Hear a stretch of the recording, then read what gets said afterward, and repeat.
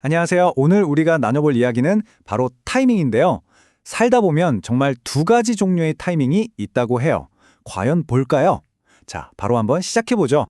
혹시 여러분, 지금이 딱인데 하는 그 완벽한 타이밍 기다리고 계신가요? 뭔가를 시작하려고 할 때, 뭔가를 얻고 싶을 때, 그 결정적인 순간을 놓치고 싶지 않은 마음 다들 있으시죠? 네, 맞아요. 진짜 많이 듣는 말이잖아요. 인생은 타이밍이다. 모든 성공과 실패가 꼭 그 한순간에 달려있는 것처럼 말이죠. 일상에서 우리가 얼마나 타이밍에 집착하는지 한번 볼까요? 예를 들어 대박 주식을 딱 사야 할 때, 아니면 퇴근길에 차 막히기 전에 쏙 빠져나오는 그 타이밍, 또 회사에서 결정적인 승진 기회를 딱 잡는 거요. 정말이지 더 좋은 결과를 위해서 계속 최적의 순간을 재고 있잖아요.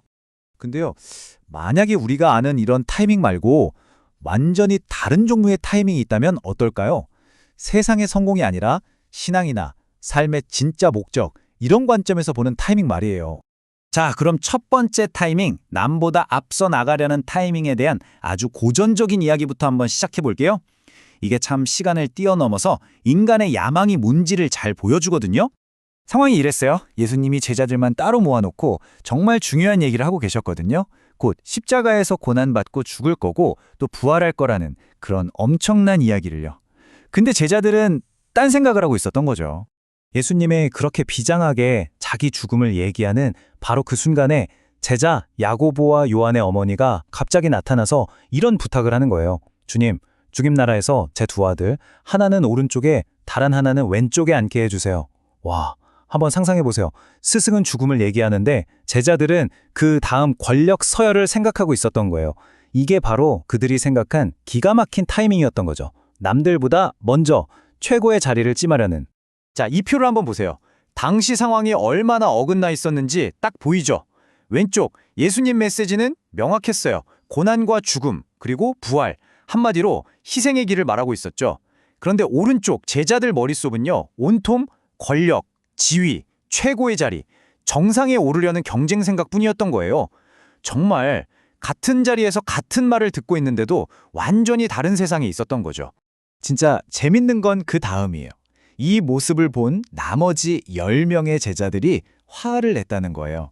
근데 왜 화를 냈을까요? 어떻게 스승님 앞에서 저런 말을, 이게 아니었어요. 쟤들이 먼저 선수 쳤네? 내가 먼저 말했어야 했는데. 바로 이 질투심 때문이었죠. 결국 다들 똑같은 타이밍 경쟁 게임을 하고 있었던 거예요. 자, 바로 이 지점에서 예수님이 이 모든 판을 뒤집습니다. 성공과 위대함에 대한 생각을 완전히 바꿔버리는 거죠. 제자들의 이 경쟁심을 전혀 새로운 방향으로 틀어버리세요. 이게 바로 우리가 얘기할 두 번째 종류의 타이밍이에요.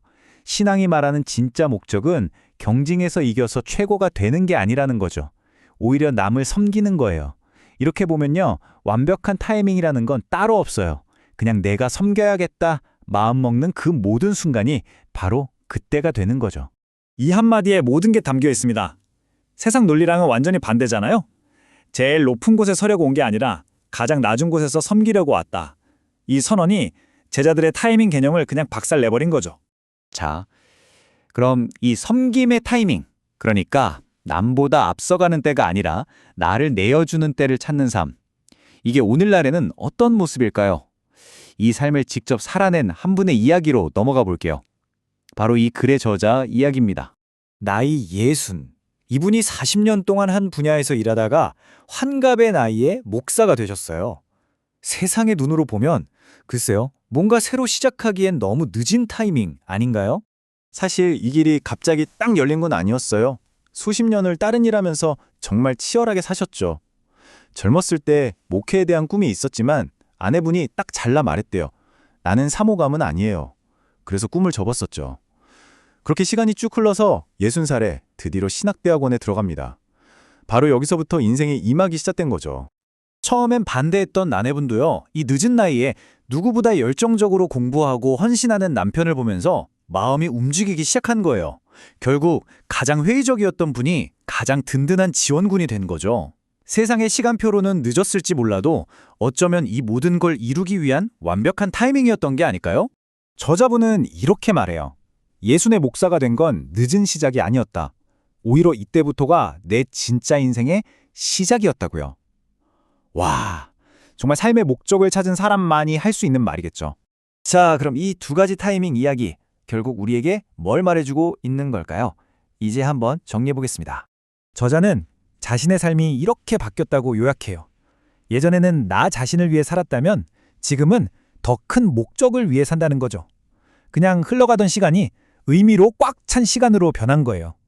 이게 바로 섬김의 타이밍을 살아가는 삶의 모습인 거죠. 마지막으로 저자는 자기 묘비에 이 한 문장을 쓰고 싶다고 해요. 말씀이 없으면 어쩔 뻔했어? 그가 찾은 새로운 삶, 그 섬김의 타이밍을 사는 인생이 얼마나 귀한지를 보여주는 정말 강렬한 한마디죠. 이 질문이 여러분에게는 어떻게 들리시나요?